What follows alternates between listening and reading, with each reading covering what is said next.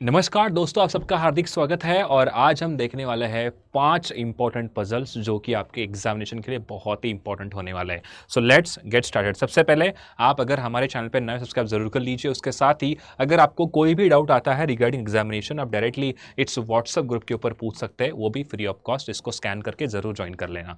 अभी जो है दिवाली का ऑफर स्टार्ट हो चुका है, हमारी बैच भी स्टार्ट हो रही है फ्रॉम 13 अक्टूबर, जो कि होने वाला है आईपी मैट इंदौर के लिए। और अगर आप इसको परचेज करना है तो कोड यूज करिए YT39, जिससे आपको मैक्सिमम डिस्काउंट मिल जाएगा। उसके साथ ही आईपी मैट रोहतक और जिप मैट का भी हमारा ये जो है बैच स्टार्ट होने वाला है फ्रॉम 13 अक्टूबर। और ये आपके लिए गेम चेंजर बैच होने वाला है, क्योंकि यहाँ पर आपका क्वांट, रीजनिंग और इंग्लिश, ये तीनों एग्जाम्स को प्रिपेयर करने का मौका यहाँ पर मिलने वाला है। तो मैं आपको यहाँ पर LIDI पढ़ाने वाला हूँ। तो अगेन आप कोड यूज करिए YT39, जिससे आपको मैक्सिमम डिस्काउंट मिल जाएगा।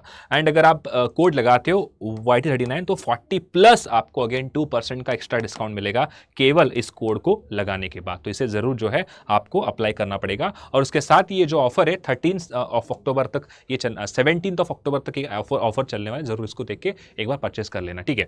तो पहला क्वेश्चन आपके सामने यहां पर क्या दिया है, देखो 8% आपके सामने गिवन है। इसको हमें अरेंज करना है according to the given condition, ठीक है। 8 लोग दिए हैं, सबके सब सर्कुलर के अंदर बैठे हैं और वो सेंटर फेस कर रहे हैं with equal distance between them, ठीक है। चलो स्टार्ट करते हैं। यहां से पजल जो है मैं लेफ्ट साइड पे आपके सामने लिखा हूं। क्या दिया, देखो यहाँ पे 2 person sit between C and H। तो यहां लिखता हूं 2 लोग बैठे C एंड H के बीच में। आगे देखो F sit adjacent to the one who sit opposite to H बोला है। H के जो अपोजिट में बैठेगा उसका क्या बोला है, एडजेसेंट में F बैठने वाला, तो मैंने यहां पर लग दिया उसको। उसके बाद B sit immediate right of F बोला है, तो F के इमीडिएट राइट में हमें रखना है कि इसको B को रखना है, तो ये भी मैंने रख दिया। आगे देखो 1 person sit between B and A। B and A के बीच में एक पर्सन आने वाला है, तो मैंने ये भी लिख दिया। As many person sit between A and F, जितने भी लोग A एंड F के बीच में होंगे उतने ही बिटवीन A एंड D होना चाहिए, तो मैंने ये भी रख दिया। आगे देखो क्या दिया, E sit third to the right of G बोला है। G के थर्ड राइट में कौन होना चाहिए, E होना चाहिए, तो मैंने इसको भी रख दिया। 8 पर्सन यहाँ पर जो है वो कंप्लीटली आने वाले। तो चलो स्टार्ट करते हैं। पहले तो मैं क्या करूंगा, इसका एक ऐसे सर्कल ले लूंगा और एक सेकंड सर्कल में यहाँ पे ड्रॉ करता हूँ, ताकि आपको दोनों एक साथ सॉल्व करने का मौका मिल जाएगा। जो भी कंडीशन गलत होती है उसको चेंज कर देंगे। देखो 1 2 3 4 5 6 7 और ये हो गया 8। उसके साथ 1 2 3 4 5 6 7 और ये बन गया 8। देखो यहाँ पे क्या दिया है। अभी हमें C एंड H को रखना है। मान लो मैं C को यहां रख देता हूं, तो 1 2 छोड़कर H रखने का मौका ये आता है। अगर मैं C को यहां रखता हूं तो इधर से भी H आ सकता है, तो H को एक बार यहां रखूंगा। देखो इसमें होता क्या है दोस्तों, C एंड H के बीच में 2 पर्सन आपके सामने गिवन है। मैंने क्या कहा कि मेरे और किसी एक पर्सन के बीच में 2 लोग बैठे। आप कहोगे आपके राइट साइड से है या आपके लेफ्ट साइड से है, आप ये जरूर मुझे पूछोगे। तो इसीलिए क्या है, मैंने यहां पर 2 कंडीशन ली है कि C को एक बार मैं राइट से H को रख देता हूं और C को मैं एक बार लेफ्ट से यहां पर H को रख देता हूं। क्लियर है। अब देखो H के सामने कौन बैठा है, H के सामने यहां पर F बैठा है। तो देखो H के सामने अच्छा क्या बोला है, H के सामने वाले का नेबर पे F है। अच्छा ठीक है, देखो H के सामने कौन है, ये वाला पर्सन है। इसका नेबर कौन है, एक तो ये होगा। यहां तो F नहीं आ सकता, तो F को यहां रख दो। आपको ये भी दिया है F के राइट में B आने वाला, तो B को मैं यहां रख दूंगा। सेम केस देखो यहां पर H के सामने वाला का नेबर, तो यहां पर कंफर्म कौन आएगा, यहां पर कंफर्म जो कि H के सामने वाले पे F यहां आएगा, ठीक है। और F के राइट में B रखना है, तो B को मैं यहां रख दूंगा, जो कि बिल्कुल सही भी है, ठीक है। तो मैंने एक साथ इसको भी जो है सॉल्व किया है, मैंने इसको भी सॉल्व किया है, मैंने इसको भी सॉल्व किया है। अब देखो B से एक छोड़कर मुझे A रखना है, तो मुझे बताओ B से अगर एक छोड़कर A रखना है तो यहां पर क्या पॉसिबल है, एक छोड़कर H पॉसिबल नहीं है, एक छोड़कर यहां पर A पॉसिबल। चलो मैंने A को यहां रख दिया, जो कि ऑलमोस्ट यहां पे मुझे थोड़ा थोड़ा सही लग रहा है। अब बात करते हैं A एंड F के बीच में कितने लोग हैं, उतने ही A एंड D के बीच में होंगे। A एंड F के बीच में कितने हैं, 0। तो A एंड D के बीच में 0 होना चाहिए, तो यहाँ तो C आ चुका है, इधर तो D आएगा ही नहीं, तो ये गलत हो गया, ठीक है। अब देखो क्या है आगे, अब मुझे A को रखना है, तो A को मैं कहाँ रख सकता हूँ। अगर देखो B को मैंने यहाँ पे रखा है, तो B से मैं काम करता हूं, A को इधर रख देता हूं ऐसे। क्लियर है, ये पॉसिबल तो है। अब देखो A एंड F के बीच में कितने लोग हैं, A एंड F के बीच में 0 पर्सन है, तो मैं A एंड D के बीच में 0 पर्सन यहां पर मैं रख सकता हूं। ये थोड़ा सा मोटा मोटा सही लग रहा है, बट आप कहोगे सर आपने यहां पे क्यों रखा, इधर भी तो पॉसिबल है। अगर मैं इस तरफ लेता हूं ऐसे A को, अब देखो A एंड F के बीच में कितने लोग हैं, A एंड F के बीच में 2 पर्सन है। इसका मतलब A एंड F के बीच में 2 पर्सन है, तो यहां पर भी 2 पर्सन मुझे रखना पड़ेगा। तो A से 1 2 छोड़कर यहां पर D आएगा। तो एक बात तो खत्म, आपको समझ में आ गया कि भले मैं A को यहां रखूं, भले मैं A को यहां रखूं, D यहीं पर आएगा, ठीक है। तो अभी A का झंझट दिमाग से निकाल लो। ऐसा क्यों कर रहा हूं मैं, क्योंकि आपको एक बात पता चल चुका है कि डी का प्लेस कहां पर है करके। आप ए को बाद में चेक कर लो, क्योंकि आपको नहीं पता ना, ए को यहां रखा है तब भी डी यहीं आने वाला है, अगर मैंने ए को यहां रखा है, अगर मैंने ए को यहां रखा तब भी डी यहीं पर आने वाला है। तो एक काम करना, आप अभी जो है उसको प्लेस मत करो, ताकि बाद में हमें जो भी कंडीशन आएगी उसके अकॉर्डिंग हम सेट करेंगे, ठीक है। तो ये तो हो चुका है। अब देखते हैं जी से राइट में हमको ई रखना है, दो छोड़कर। यहां से कंफर्म पता चलेगा कौन पर्सन कहां पर आता है। देखो, अगर मैं सपोज जी को यहां रखता हूं तो राइट में यहां पर पॉसिबल नहीं है, जी को यहां तो राइट में पॉसिबल, तो जी को यहां रखो, राइट में दो छोड़कर ई आने का यही एक मौका लग रहा है। तो यहां पर ई है तो यहां पर आपका ई आएगा। क्वेश्चन यहां पे सॉल्व हो चुका है, ये वाला ऑप्शन ही नहीं आएगा क्योंकि गलत है, ठीक है। समझ में आया। बी के राइट में सी, सी के राइट में ए के बाद आएगा जी, उसके बाद एच, डी, मतलब हमारा क्वेश्चन बिल्कुल सही सॉल्व हो चुका है। तो ये रहा आपके सामने सेकंड पजल। जल्दी से इसको बनाते हैं और इसको समझते हैं कैसे हमें सॉल्व करना चाहिए करके। देखो क्या दिया है, 10% आपके सामने गिवन है। ये दो रो के अंदर बैठे, 5 लोग एक रो पे होंगे और आगे दिया है रो 1 के अंदर ए से लेके ई तक लोग होंगे, कहाँ फेस कर रहे हैं, नॉर्थ में फेस कर रहे हैं। मतलब ए बी सी डी ई ऐसे कहाँ फेस करेंगे, नॉर्थ में। और आगे कौन दिया है, P Q R S T, P Q are और एस और टी, ये कहाँ फेस कर रहे हैं, इसे साउथ में फेस कर रहे हैं। तो यहाँ से पजल स्टार्ट करते हैं। देखो क्या दिया है, R sit second from the one of the end. देखो एक काम करो आप, अगर आपको पैरेलल अरेंजमेंट बनाना है ना, तो सीधा हम क्या कर सकते हैं, 2 3 4 और ये हो गया 5। एक और मैं अरेंजमेंट यहाँ बनाता हूँ ताकि आपको 2 ऑप्शन लग जाए, 2 3 4 और ये 5। आपको पता है P Q R S T ऊपर आने वाला है, P Q R S T ऐसे ऊपर आएगा, A B C and D and E ऐसा नॉर्थ में ऊपर फेस करेगा, ठीक है। तो आपको बोल रहा है R sit second from the one of the end, किसी भी एक एंड से सेकेंड पे।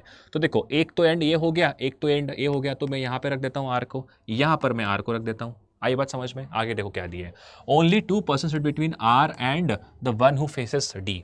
जो आर को सिर्फ 2 लोग बैठे हैं, किसके बीच में, आर एंड जो डी को फेस करेगा, सिर्फ 2 लोग बैठे हैं। तो देखो 1 2 यहां पर डी आना चाहिए। ध्यान सुनना, 1 और 2 जो इसको फेस करेगा डी उसके बीच में और आर के बीच में। अच्छा 2 लोग बोले, देखो क्या बोला आपको कह रहा है कितने पर्सन है, ये कहता है कि 2 पर्सन है। देखो आर से 2 लोग छोड़कर, 1 2 छोड़कर जो पर्सन बैठा है ना वो डी को फेस करेगा। सेम यहां पर देखो 2 छोड़कर जो पर्सन बैठा है ना डी को फेस करेगा। तो ये यहां पर आ गया मोटा मोटा। आगे देखो, T sit adjacent to the one who sit opposite to D. T क्या है, टी क्या है, T sit adjacent the one who faces opposite to D. ध्यान सुनना मेरी बात, T sit the one who sits opposite to D, जो भी डी के अपोजिट में बैठा होगा उसका इमीडिएट नेबर टी है, तो यहां पर रख दूंगा। जो भी डी को फेस कर रहा है उसका इमीडिएट नेबर कौन है, टी, तो मैंने टी को यहां रख दिया। आगे देखो क्या दिया है, आगे दिया है P sit immediate right of T. T के राइट में हमें किसको रखना है, पी को रखना है। टी ऐसे नीचे दिख रहा है तो पी यहां पर आएगा, टी ऐसे नीचे दिख रहा है तो राइट में पी यहां आना चाहिए, तो मैंने ये भी रख दिया। आगे देखो क्या दिया है, जितने भी लोग P के लेफ्ट में होंगे, जितने भी लोग P के लेफ्ट में होंगे, as to the left of A बोला है, उतने ही A के लेफ्ट में होंगे। तो देखो अभी P के लेफ्ट में कितने हैं, P के लेफ्ट में यहाँ पर 2 लोग दिख रहे हैं, तो उसका मतलब A के लेफ्ट में भी 2 लोग होंगे। क्लियर है। आगे देखो P के लेफ्ट में कितने हैं, 1 2 3 4, तो A के लेफ्ट में कितने होंगे, 4, ऐसे मैंने रख दिया। आगे देखो क्या दिया है, Q sit second to the right of the one who faces A। जो भी A को फेस करेगा उसके सेकेंड राइट में हमें Q रखना है। देखो जो भी A को फेस करेगा उसके सेकेंड राइट में Q मतलब यहाँ पर आएगा, A को जो फेस करेगा सेकेंड राइट में Q यहाँ पर आ गया, जो A को फेस कर रहा है सेकेंड राइट में ऐसे Q यहाँ पर आता है, तो ये भी हो गया सॉल्व। आगे देखो, the number of person sitting between Q and S, जितने भी लोग, क्या बोला है आपको, Q एंड S के बीच में होंगे वो एक ज़्यादा होना चाहिए। आगे दिए the number of person sitting between C and B बोला है, C एंड B बोला है। जितने भी लोग Q एंड S के बीच में होंगे, जितने भी लोग Q एंड S के बीच में होंगे वो एक ज़्यादा होना चाहिए, जिससे C एंड B के बीच में होंगे उतने, ठीक है। अब देखो Q एंड S की बात करते हैं, तो मैं S को यहाँ पर एक ही पर्सन बचा है रख दो, यहाँ पर एक ही पर्सन बचा है रख दो। अब देखो Q एंड S के बीच में कितने हैं, यहाँ पे 1 पर्सन है। अगर यहाँ पर 1 पर्सन है जो कि ज़्यादा बोल रहा है, क्या बोल रहा है आपको, 1 पर्सन है जो कि ज़्यादा बोल रहा है, तो यहाँ 0 होना चाहिए। तो C एंड B के बीच में हमें 0 पर्सन रखने, तो इसका मतलब C एंड B कहाँ आएगा, C एंड B आने का चांस एक ही बनेगा सर, यहाँ पर आप C एंड B को रख सकते हो, तभी तो इनके बीच में 0 पर्सन आएगा। बट कंफर्म नहीं पता कौन सा पर्सन कहाँ आएगा, यहाँ पर तो हम रख नहीं पाएंगे। यहाँ देखो Q एंड S की बात करते हैं। अच्छा यहाँ पर 4 लोग हैं, सॉरी, यहाँ पर 4 लोग हैं, यहाँ पर 4 पर्सन है, यहाँ पर 1 पर्सन है। देखो यहाँ पर 1 पर्सन है तो C एंड B के बीच में 0 आएंगे। यहाँ पर 1 2 3 है, अगर यहाँ पर देखो 3 पर्सन है तो इससे 1 कम उधर आना चाहिए, तो B एंड C के बीच में 2 पर्सन आएंगे, B एंड C के बीच में 2 पर्सन आएंगे, ठीक है। ये बात समझ में आई, ओके। थोड़ा आगे देखते हैं, T neither faces C nor B, T जो कि सी एंड बी को फेस नहीं करेगा, टी जो कि सी एंड बी को फेस नहीं करेगा। तो यहां लिखता हूं मैं टी जो कि सी एंड बी को फेस नहीं करेगा। क्लियर है? ओके। आगे देखो क्या बोला है, ई सिट एडजेसेंट टू बी बोला है, ई जो कि बी का नेबर होना चाहिए। ठीक है, अब मुझे बात बताओ दोस्तों, यहां पर आपको क्या दिया था, जितने भी लोग क्या दिया है क्यू एंड एस के बीच में, क्यू एंड एस के बीच में 3 पर्सन है, तो इसका मतलब बी एंड सी के बीच में 2 होंगे, क्यू एंड एस के बीच में यहां पर 1 पर्सन है, तो इसका मतलब इनके बीच में 0 होंगे। हाँ या ना बोलो सब लोग? ठीक है। अब देखो, अगर मुझे इस वाले केस के अंदर 3 पर्सन अगर इनके बीच में हैं, तो बी एंड सी के बीच में 2 लोग होंगे। वो 2 लोग कौन हो सकते हैं? यही 2 लोग हो सकते हैं, और कोई ऑप्शन ही नहीं है। तो यहां पर बी ऑब्लिक सी आएगा, यहां पर सी ऑब्लिक बी आएगा, इनके बीच में 2 पर्सन हो जाएंगे। बट देखो, टी के सामने बी एंड सी यहां पर अलाउड नहीं बोला, इसका मतलब क्या है? ये हो गया पूरा का पूरा गलत। क्लियर है? आगे देखो, अब मुझे यहां पर क्यू एंड एस के बीच में 1 पर्सन है, तो सी एंड बी के बीच में 0 पर्सन होंगे। तो आपको पता चल गया कि यहां पर तो सी एंड बी आएगा ही नहीं। क्यों? क्योंकि टी के सामने ये पॉसिबल नहीं है। तो बी एंड सी यहां पर कहीं आ सकता है। अगर मैं बी को यहां रखता हूं, तो बी का नेबर आपको बोला है ई है करके, तो यहां पर तो ई पॉसिबल नहीं, क्योंकि सी आने वाला है। इसीलिए यहां से बी को हटाओ, बी को यहां रखो, सी यहां आएगा, ई को यहां रखो, क्वेश्चन आपका सॉल्व हो गया कंप्लीटली। क्लियर है पॉइंट? एक बार चेक करते हैं, P T Q R S, P T Q R S D E B C A, D E B C A, मतलब बिल्कुल हमारा क्वेश्चन यहाँ पे सही बन चुका है। तीसरा आपके सामने पजल है, इसको जल्दी से बनाओ, इसको जल्दी से बनाओ। क्या दिया है एक बार अच्छे से देखना, फिर सॉल्व करते हैं। 7 लोग आपके सामने बोले हैं और डिफरेंट हाइट्स के हैं, A is taller than F but shorter than D. ठीक है, चलो स्टार्ट करते हैं। क्या दिया है यहाँ पे? ई, अच्छा यहाँ पर अगेन थोड़ा गलत हो गया, ये किसी और कंडीशन का आ चुका है। एक बार यहाँ देखते हैं, 6 person sitting different weights, T is heavier than, ठीक है कोई बात नहीं, 6 पर्सन है। ओके, यहीं सॉल्व करते, देखो यहीं पर हम सॉल्व करेंगे। क्या दिए देखो यहाँ पे आपके सामने 7 पर्सन्स बोले हैं और डिफरेंट डिफरेंट हाइट्स के हैं। ठीक है, A is taller than F but shorter than D बोला है। ठीक है, ए जो कि टॉलर देन एफ होना चाहिए but shorter than D, D से छोटा है ए बट वो एफ से बड़ा होना चाहिए, तो मैंने लिख दिया।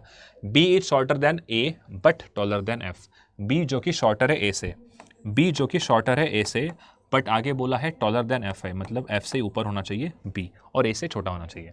जितने भी लोग शॉर्टर है डी से, उतने ही टॉलर होंगे ई से, जितने भी लोग डी से ऊपर होंगे उतने ही ई के बाद में होंगे। आगे देखो क्या बोला है, सी इज शॉर्टर देन ई, ई से सी छोटा होना चाहिए। ओके, उसके बाद देखो the height of the tallest person is 234, जो सबसे टॉलेस्ट होगा, सबसे जो टॉलेस्ट होगा उसकी हाइट कितनी है? उसकी हाइट है 234 सेंटीमीटर।